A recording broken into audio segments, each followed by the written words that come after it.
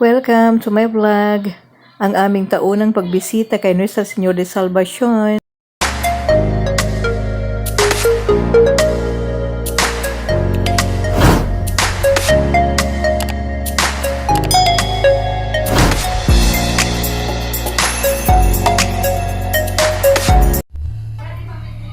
Hello everyone!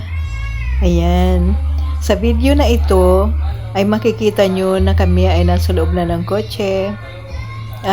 Hinihintay na lang namin na mapuno yung isang service namin, yung sa unahan. Ayan, yung close van. Hinahantay na lang namin na mapuno yan at kami ay aalis na. Ito nga, nag-sign of the cross na ako kasi nga kami ay paalis na. Ayan, papunta kami sa Huruan upang aming ganapin naman ang taunang pagsisimba. Taunang pagsisimba ito mga kahabi panata na ito ng aking anak. Ayan, na siyang nag-sponsor nitong aming outing na magkakapamilya. Ayan.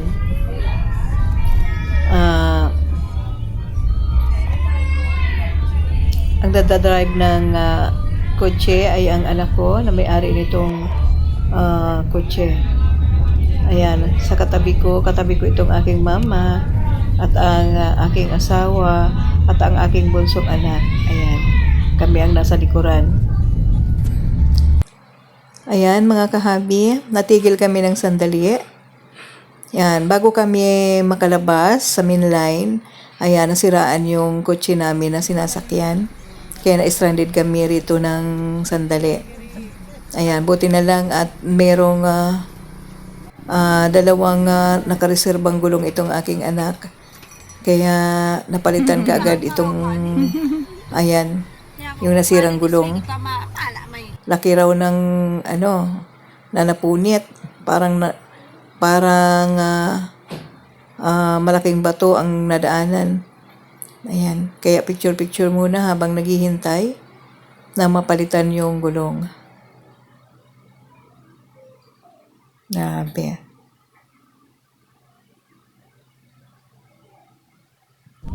Yan. Ngayon, patuloy na kami sa pagbiyahe papunta sa aming destinasyon. Ito ay ang sa Huruan. Yan, taunang promisa kasi namin na every year, hindi man end of the year, pwedeng first month of the year. Okay, salamat sa Diyos at nakarating naman kami ng ligtas dito sa Huruan. Ayan, pagkatapos ng misa ay syempre nagpicture upang may souvenir tayo. Second destination pala namin ay sa Malilipot, Albay. Sa Dos Montes Resort. Bago kami dumiretso sa Dos Montes Resort, ay dumaan muna kami rito sa bilihan ng mga 130 ang pugon. mga gamit sa kusina. Ayan. Marami kasi ritong mga nabibiling mga kagaya ng pugon. Ayan. May discount. Yung mama ko pugon ang binili niya.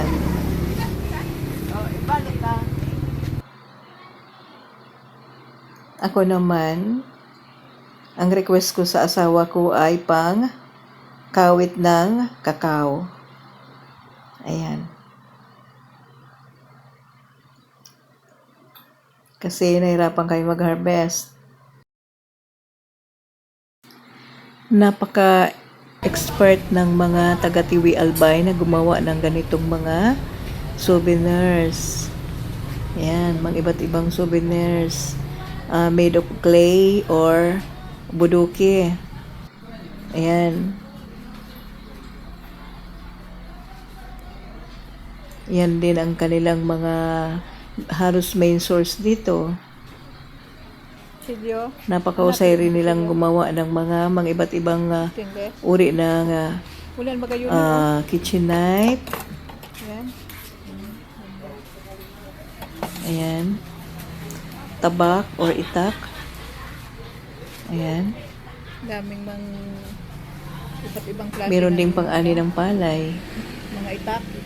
Saka Ayan. yung asarol pala is Dami. 480. Meron ding asarol. 480. Ayan. Natapos na rin yung pamimili namin doon sa Tiwi Albay. At ngayon ay binabaybay na namin ang pabalik sa Malilipot Albay. Ayan. Itong road na ito ay papunta na ito sa Malilipot Albay. At pagdating natin doon sa Malilipot Albay ay merong road na papunta na sa Dos Montes Resort. Ayan, ito na. Ayan. Iikot na itong aking anak. Ayan.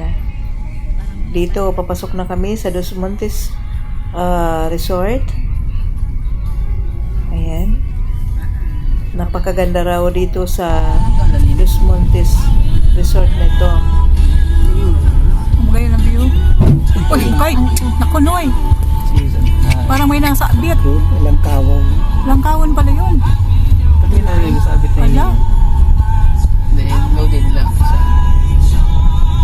Kapag kaya sinampo, maalang pa di sa ibong ibaba. Ala, paano ito napagbalik ka? Babaling dapat medyo. Ayan.